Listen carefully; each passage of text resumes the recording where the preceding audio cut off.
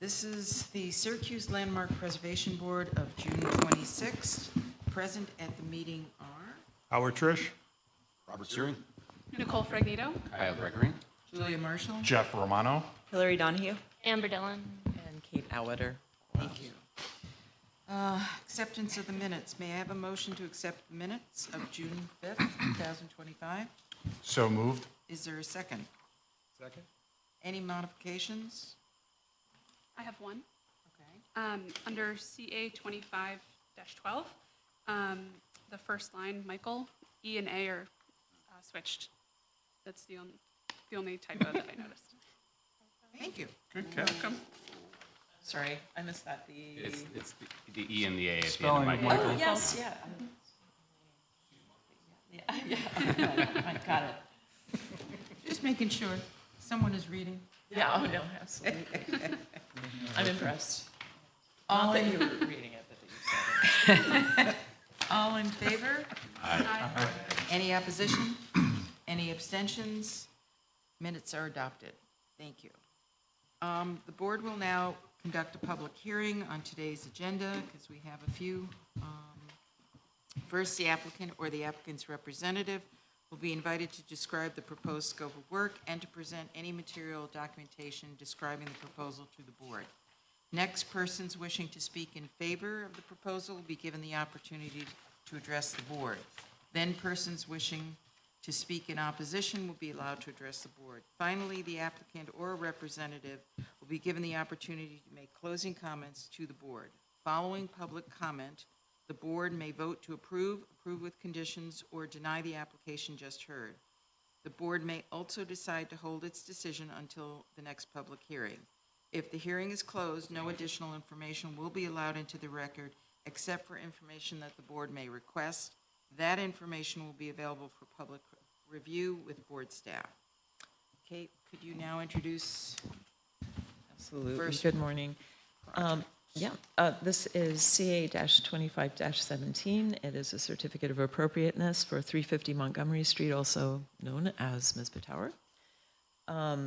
This is, the project scope is for window replacement, and the property is located in the Columbus Circle Preservation District. So, Michael. Thank you. Please state your name and address, please. Michael Frisina, 4531 Hollyshire Way, Clay, New York. Good. Okay. Thanks for seeing me again. Appreciate it. Welcome back. I run into you frequently. So in the last meeting, we discussed the windows that are located in the gray boxed areas on the drawing as being replaced with a film potentially, which was not approved. Come up with a different solution.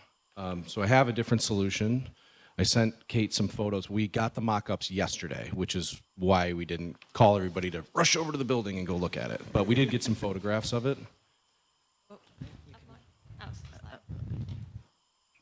And I have the product in my hand so you can see. Clearly not to scale. This is a mock-up, right?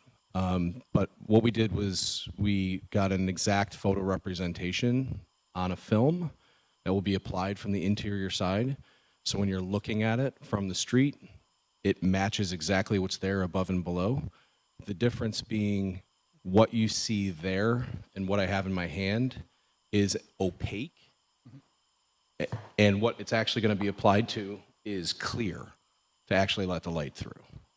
And I've got a sample of that material as well. It just didn't print it on the clear. Okay. Put that up here, please. Yes. I'd like to state before we start that I'm going to recuse myself. So that's the photo representation, and this is the actual material that will be applied to. You want to lift it up so that... Thank you. And I'm sorry to interrupt, but this is on clear glass, correct? It's on clear glass, yes.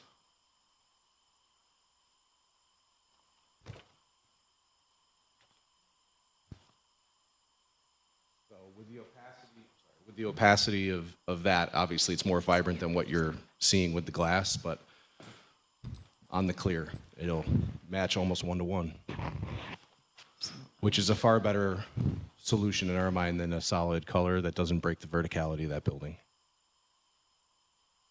There we go. And again, so that photo right there, that yellow film that we originally tried is applied there. So you're also getting the yellow film. Yeah. But the final representation will be to scale, fit in the window, match exactly what's there. Yeah, allow the light filtering. Sorry? They're gonna match what's on the bottom? Correct. Yep. So in terms of design or in terms of color? It's the same. It's a photograph. It's a photograph of the glass. So is the image is going to be seen the same from the inside and the outside? Correct. Okay. Yep. So it's not a bino or anything like that? Oh, over. Well, What's the film made of? That. It's just that. It's that. It's that film from the interior side applied, not from the exterior. Because in the areas where there's apartments that they want to have in there, you know, light filtering is incredibly important. So. I guess my comment would be, we need to see it in situ, because I'm looking at this, which replicates the patterning and what the glass is, but we need to see it, because right now, this is way vibrant It's opaque, yeah. than what's there, and I don't think that my take would be that you want it to stand out, you want it to blend in. Mhm. And I think the only way to understand that is to see it where the yellow amber film is taken off and this is applied, and so that you could stand on the street and you can look at it. That would be my opinion. I mean, in theory, I think this is a good solution. I just, in my opinion, would be, let's look at it. Okay. When is installation planned? When? Yeah. When do we- As soon as we can get a mock-up made on the actual film. And you guys say it's okay, obviously, but I mean, I gotta get a scale mock-up I'll be on the actual watching, 'cause film. I'm working across the street, so I like to keep an eye on it. There you go. Yeah. That's always helpful. No, very helpful, very convenient. Julia picked up on it. I was just wondering what the reflection, last time the reflection was really off from the rest of the glass, because the modeling of the historic glass. Yep. And I would further back up the information saying we'd like to see it applied and see how that reads on the building. Okay. But I think conceptually, this is a positive step. Agreed. I'm hearing agreement on the board. A close picture and then a further I'm sorry, I can't hear you. out, closer picture like this, and then a further out one to see how. I think we should need Do to a see site- it go in and look at it situ. in person. I Yeah. think they need Yeah. to put it up, and a couple of board members at, Take a coffee break and walk over. yeah, Yeah. Well, anyone who's able to go and take to a take a look at it, yeah. Okay, Any other questions? any questions? No, that's our proposal. We need to see if anyone, Yeah, I was also going to say you can just hold the whole, well, you would hold the public hearing open and pending the, right, I'd The like to mock-up, hold yep. it open, but let's see if there's anyone who wants to come forward to speak in favor. Anyone wants to speak in opposition? Okay, I'm going to suggest that we hold it open till next time, Okay. all right? Do you want those? Unless Kate wants it? oh, no, I don't think so. I don't think Okay. so. Yeah, thank you. Thank you, Mike. Thanks, Mike. Thanks, Mike. Yeah, so set something up with Kate to, once it's applied, reach out to Kate and let us know. Yeah, oh, yeah, once it's applied, yeah. Yeah, I'll go over and We're talk on to them right now. Speed email with each other these days, so it's good. Exactly. fast. You're one click. Yeah. Thank you. Thank you. Okay, would you like to introduce the next? Yes, so the next Oh, we have no project. old business, just so. Yep, so we've got no old business, and so this is new business. This is a site plan review 2568. It's a minor site plan review. For 112 Concord Place, it is the construction of an attached bedroom. Yeah, the agenda is, I said dwelling unit, it's not a dwelling unit, it's a bedroom. And addition. it's a room addition, yeah. It is listed in the house is listed in the National Register of Historic Places as part of the Westcott Street University Neighborhood National Register District. Good morning. Could you introduce yourself and give us your address? Sure. My name is Kristen Kohler-Geralman of KKJ Architecture, located at 8437 Brewerton Road in Cicero, representing the owners and builders of the Scott residence at 1112 Concord Place. Welcome. Thank you. Do you want to go through what the concept is and Yeah. explain the project? Absolutely. So the owners desired to add a bedroom and a bathroom onto the residence, onto the rear of the residence in particular. So what you're looking at right here in the elevation is the rear elevation is a gable end, only a gable on the rear. The hip would be visible from the front, which would be consistent with the current visual appeal of the residence from the street side. So hip on the front, gable on the rear. There is a roof connection between the addition and the existing, only at that little corner on the left-hand side. It will encompass one window. The window gets removed and replaced with the door opening to access the new addition. One comment that I will make about the construction drawings is right there, it says that it's going to be vinyl siding. I guess the owners have decided to go with hardy board cement siding, and the color is going to be a custom color to match the existing.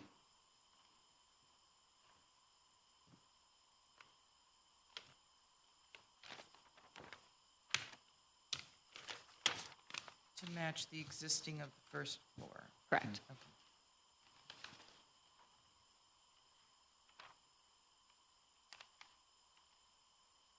Any questions? Actually, I should, since it's a public hearing, I need to open it up. It's not a public hearing. Oh. Nope. Nope. Oh, you're This is right. just new business. Thank Yeah. Any questions from the board? Go ahead, Kyle. I was going to say, what's the dimension of the hardy board siding? It's going to be a plank like is shown, even though it's not vinyl, I assume. Is it going to match the dimension of the Yes. existing? Yeah. Matching the reveal of the existing clapboard? Correct. Yep. Yeah, it looks pretty tight, 3 or 4 inch. I guess I'll ask the question, did you consider the roof at the rear to be a hip so that in elevation, for the rear elevation, it Compliments. would, that's a great word, complements the existing hip roof? So I left it as a gable for the option for them to scissor the interior if they wanted the vault in the bedroom. That was a consideration if they had wanted a vaulted ceiling. I don't believe that's shown currently, but that's the reason it was gabled. It was to give them that option. I've got a question on the roof structure tie-in. Per the photo, that roof looks like it's a flat roof with just kind of a sharp perimeter on it. I'm not sure how to describe It's a that. low pitch, well, so it's considered flat because of the pitch. Obviously, there's no such thing as a true flat roof. It's just a basic shed roof? Yeah, well, no, it's hipped. Is it? It's deceptive But from just the low- view. low Yes, hip. it's very low. Yeah. Yeah, but it is hipped. Okay. Are you restructuring that? Because it looks like you have new framing on that existing side of the house, but it says existing to remain. Yeah, so the existing remains, and then we're going to build a hip roof overbuild cricket that matches that roof pitch.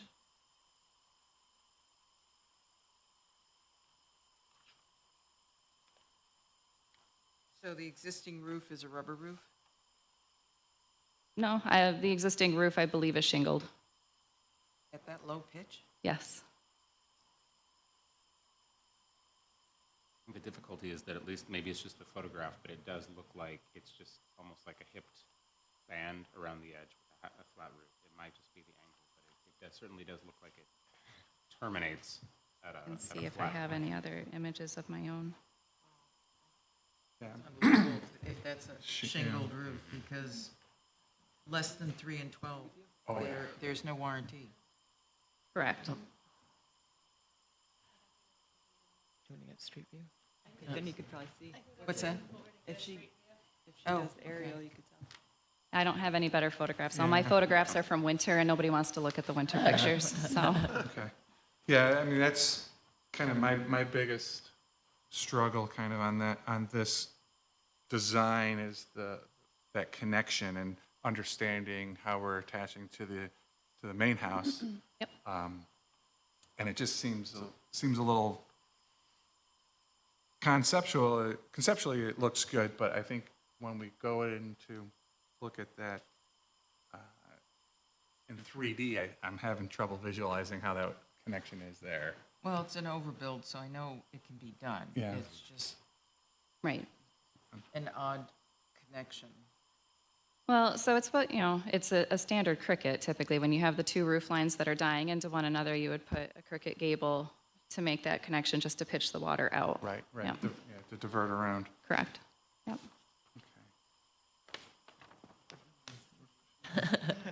Is the pitch of the addition roof the same as the pitch on the existing house? The addition is steeper, except for at the cricket. The cricket's going to be that same shallow pitch. It's the only Right, it's got to match clean the... connection we can make. Yeah. Right. Did you consider making the pitch the same? A low, like Yes. 212 pitch? Yeah. No.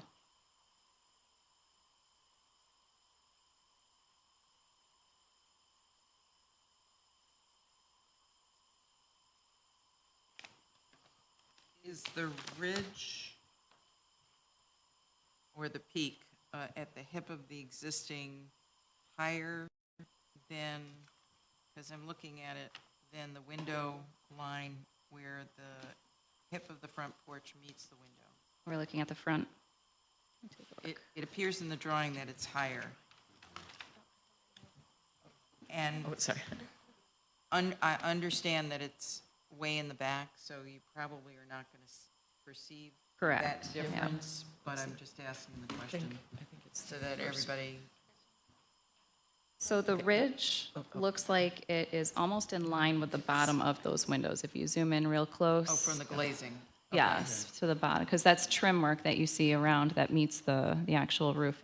May I approach the screen? Sure. Yeah, absolutely. And you can use, may I approach We're the not, screen? we're not So for this it. right here is the trim right Yeah. here, where it's touching the roof. So if you were to take that projection all the way across, it's almost right to the bottom of that roof. Okay, Yeah, all I right. see that. And it's way in the back, so Yeah. we're not gonna perceive it. May I assume, and actually I don't want to assume, but the shingle type that you have on the existing will match the Correct. new? Yep.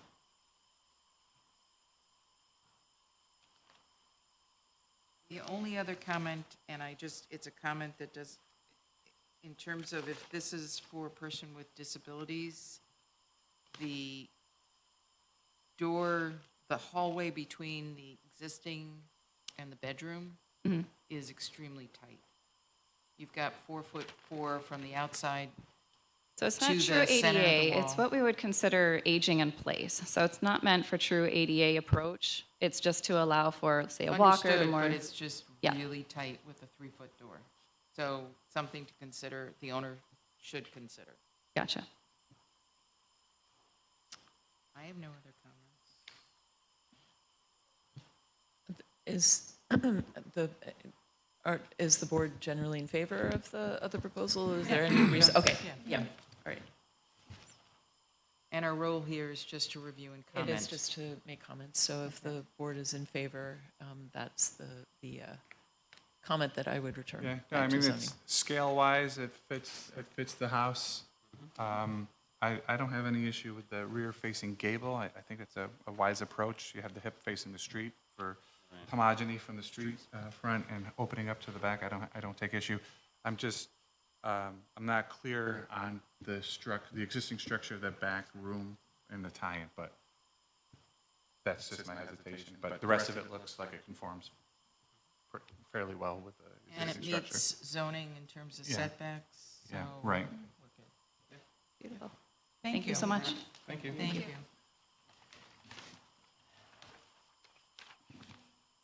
are we ready? Yes, so the next project Application is a minor site plan review, 25-71 for 916, 918 North Salina Street. This is a rear patio deck and retaining wall project, the scope of the work. The building is listed in the National Register of Historic Places as part of the North Salina Street Historic District. And again, the role of the board is to provide comment. Good morning. My name is Michael Garrity. I'm the architect. I live at 124 Hertford Street, Syracuse, 13210. The history of the project is there was a failing stone retaining wall partially behind the two buildings. And at the far end of this photo, at that turquoise-like building, there was a deck off the upper level apartment to the top of that retaining wall into the higher level of the rear yard. Mm-hmm. That was failing. James, the owner of the two properties, requested his maintenance contractor to resolve the issue.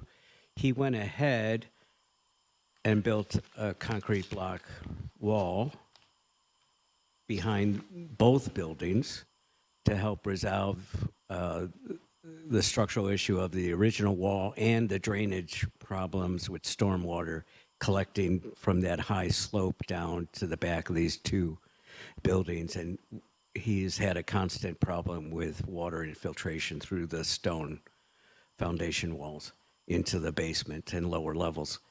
That contractor did that work without design drawings or a permit and received a stop work order last year.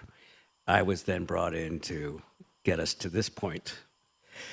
So my set of drawings describes the overall project, the site plan here, and that's a cross section at the lower level there of the property. And in general, you can see Salina Street is on the right of the lower drawing at the lower corner. The buildings step up, and that wall is here. I'm calling this a courtyard. This is the upper slope of the backyard. All that water was drained through here and eventually into the basement. Commercial use here. So the intent was to fix that, fix the failing stone wall. What I found then, the next sheet must be, maybe that goes back. Oh, go back.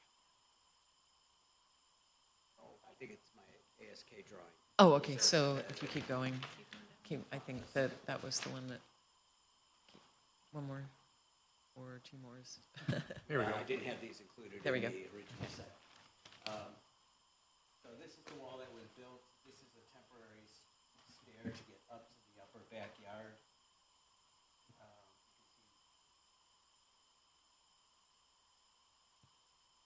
James has salvaged all the stone from the original wall. This is a partial photo. Salvaged some brick from various parts of the building.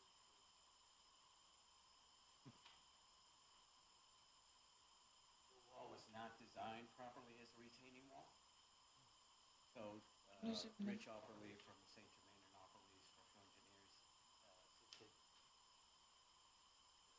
design. So we're proposing to build buttresses along the length of that wall with a reinforced bond beam about this height from the top across the buttresses come out. I have to, this footing is not frost protected at the wall, so we're proposing some rigid insulation solution.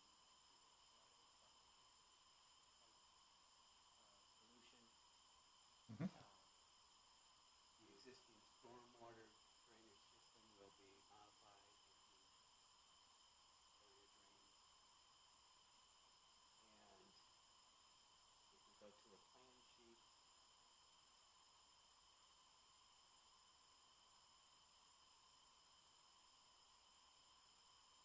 There we go. The yellow is the intent of that rigid insulation.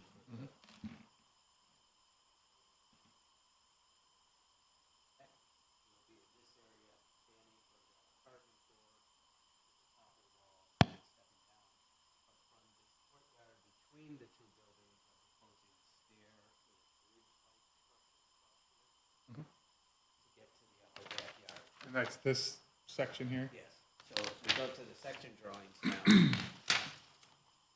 So, the buttresses, are spaced here, our bond beam expands the length of the wall.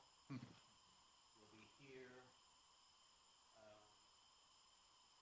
We'll have precast concrete caps on top of the wall.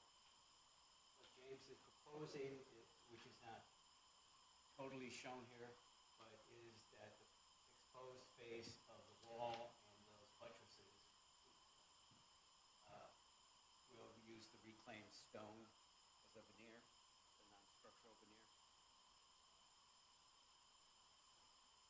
And we're proposing to use the salvage brick that we have and supplement, and both with the stone and brick, supplement it with additional recycled material. Brick would be the paving in the courtyard between the buildings and this area. Couple sections. This is from the apartment.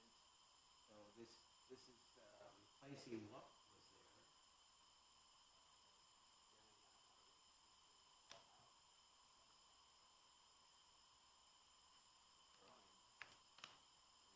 Stair, bridge.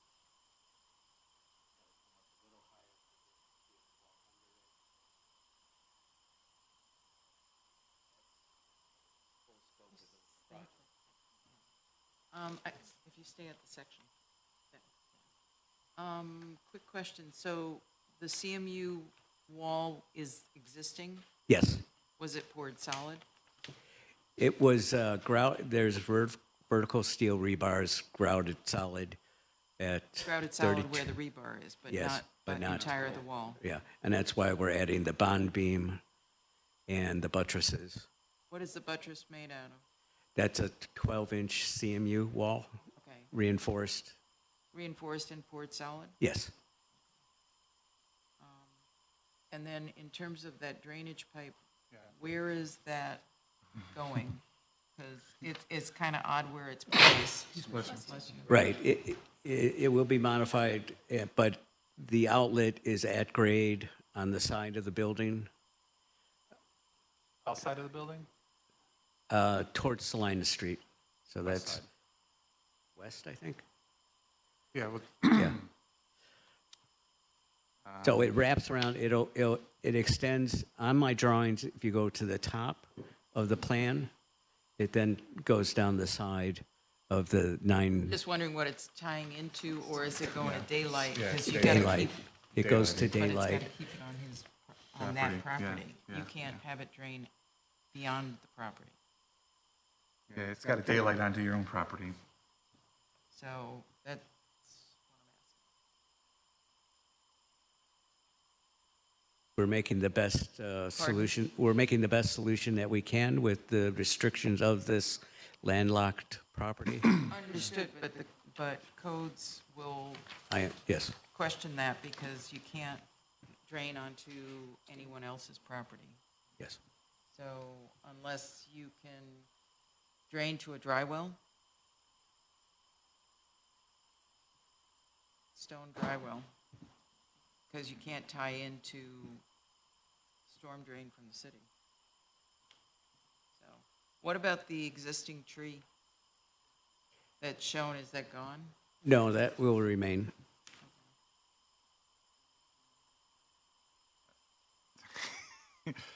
I mean, the damage is already done. And I don't know how much damage was done to the root system of that tree with We all the intend to, excavation. when construction is complete, we're going to have an arborist prune it Okay, to reduce, reduce the stress on it. yeah, okay, reduce the stress and reduce wind load and canopy size on it to compensate for root loss. Right. I was going to ask the same thing about where your drainage system is going. You know, you only have a couple of inches on the south side of the building, it appears from the survey, for access up. So you're containing all this water on site, so a dry well may be in need to put it in the ground and then Yes. let that overflow. But conceptually, reutilizing the stone that was there, that's great idea. I like that component to cover the wall. But other than that, it's pretty straightforward, you know, Yeah. structural work. Did you say, say that the courtyards can be paved with salvaged brick? Was your last word brick? Yeah, brick. It'll be brick laid in sand, Okay. so it'll be permeable. I thought I read concrete pavers here somewhere. so I That just- was the original thought. but Okay. And where is the brick, what is the brick salvaged from? Building itself and other building properties that James has renovated. So Is it durable enough not- to be used as a paver? it's not the best material for a paver. Okay. This is a seldom used, courtyard facility. Okay. James would like to recycle the material. And I appreciate that very much, especially given the historic property and everything. I have concerns about the long-term durability of using that for that purpose. Clay is porous and It, it's kind of well. But there's will. also clay paver brick that's fire. It's going to deteriorate over time, Yeah, Yeah. and will be a maintenance issue. okay. So that And he understands that. He's that. willing to, Right. okay. Yeah, so, any other comments from the board? So, I guess my question is really the drainage and how that's handled. Uh, Concept-wise, I don't have an issue. It can't be seen from North Salina Street, so it's completely hidden. Right. So, from a conceptual point of view, I don't have issue. Yes. We understand that the drainage is an issue that we need to resolve with code enforcement and those people. It's what they will allow us to do. Understood.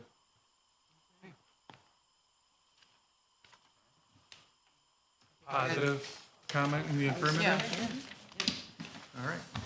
Great project, thank you. Thank you.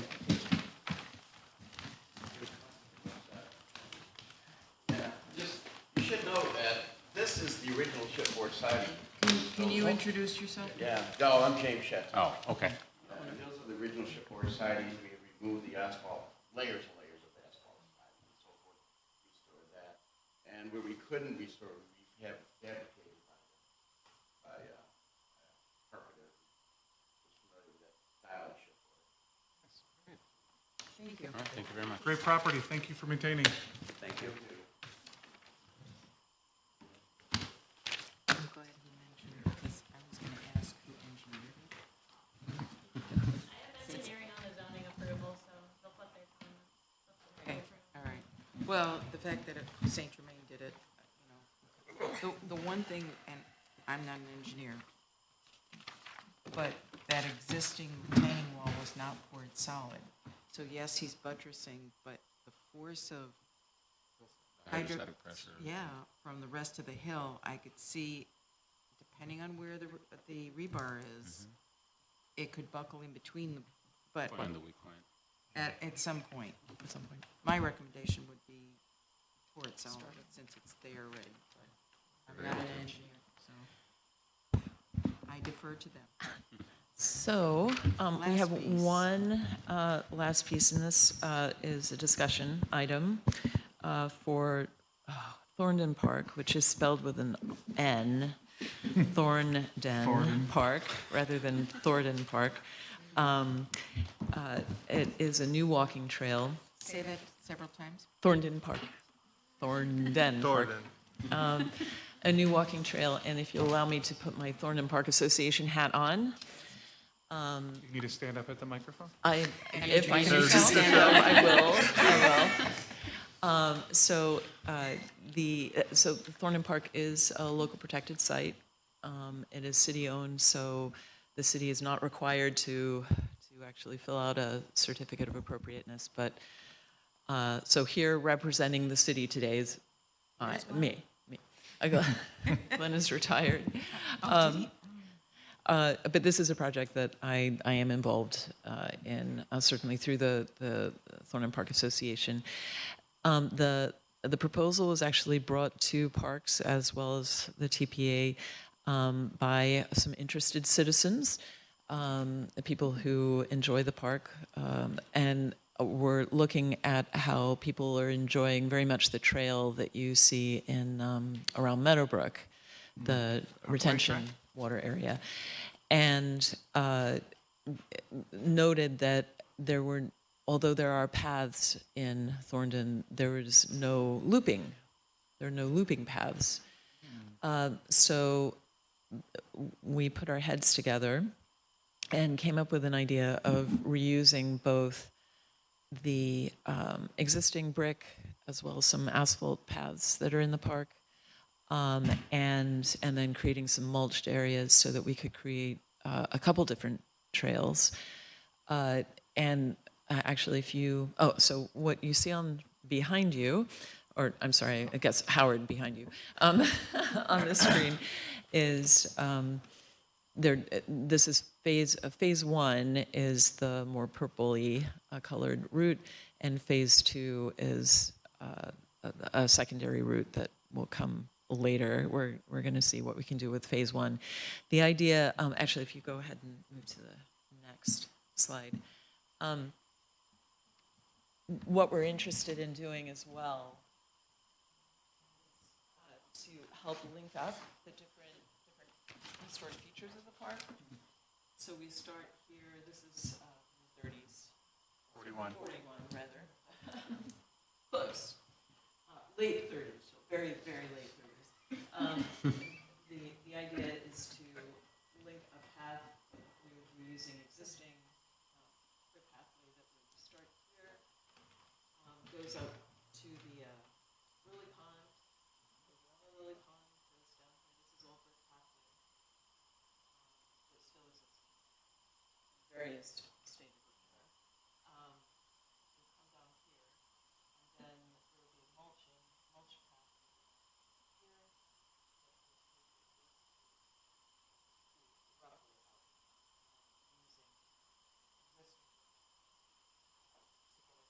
out using this to get it back here. The original mansion was down the road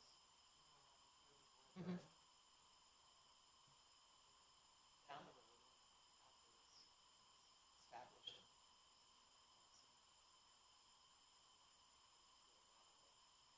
A little bit more of the history and story of the park. And it goes down past the carriage barn here, down these stone steps.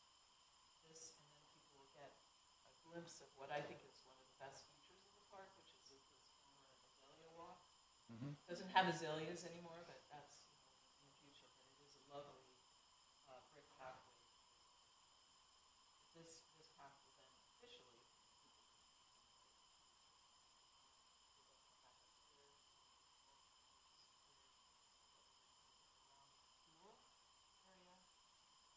back actually this way. That's about a mile long. If you go to the next slide, you'll see. So these are the mulched areas, and these are the existing using existing pathways. This goes along the back end of the purple. That's primarily a walking. It's all going to be a walking path. Again, this will be this is the first year of this. Here, I'll go back. We anticipate that there'll need to be some refinements of the official trail, so there would be no real formal marking of it at this point, apart from maybe having maps and so forth available online. One of the things that also the board should be aware of is that the Parks Department is planning on replacing the pool. It's going in the same footprint, but it's going to be, and I keep saying this in hope that it will actually happen, that it will be Olympic-size pool. Yeah. Go closer. So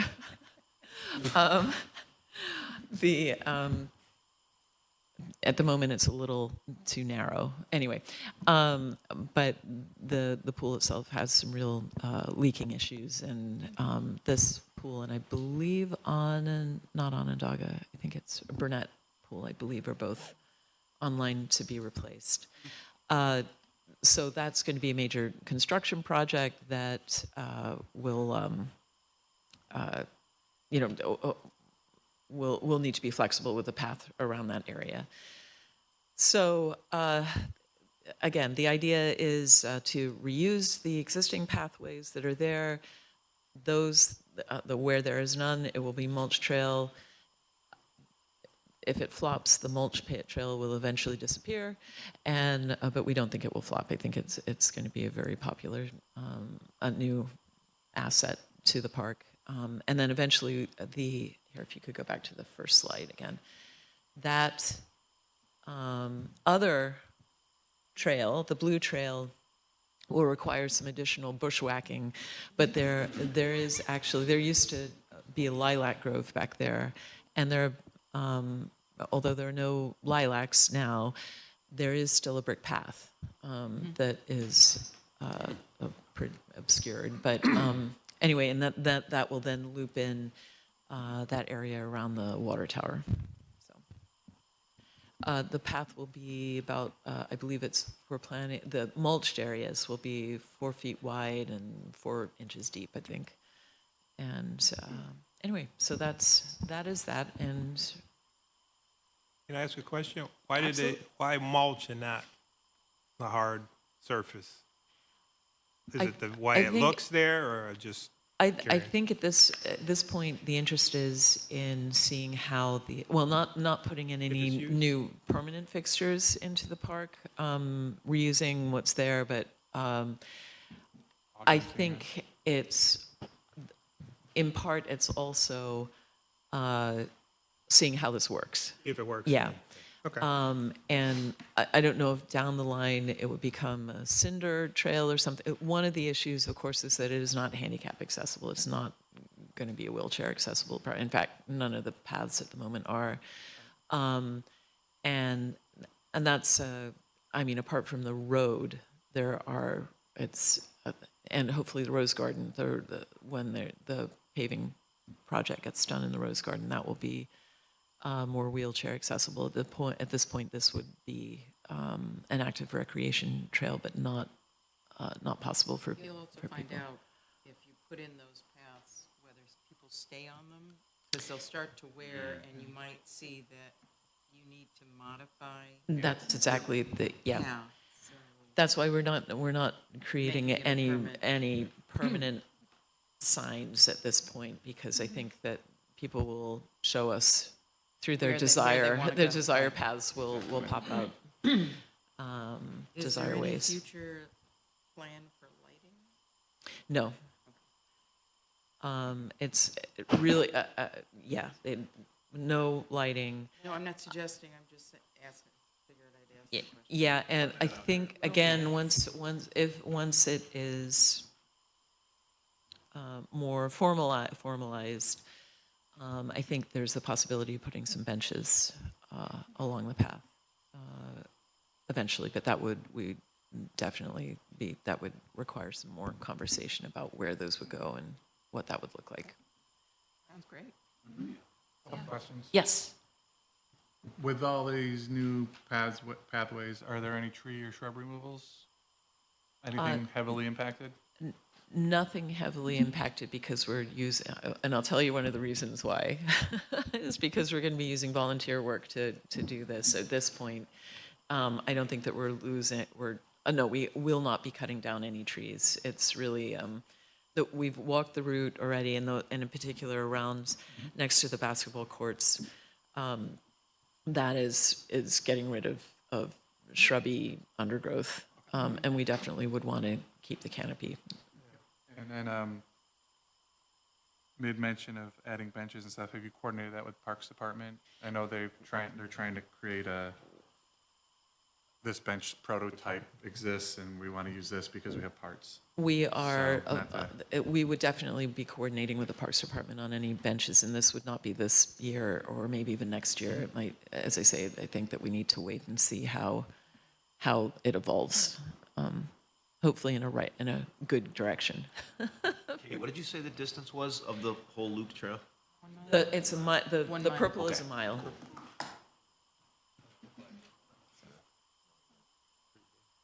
So, Excellent. yeah, the idea is just to get people into the park, seeing the different areas, and being able to maybe, again, down the road, put some interpretive signage, modest, discreet.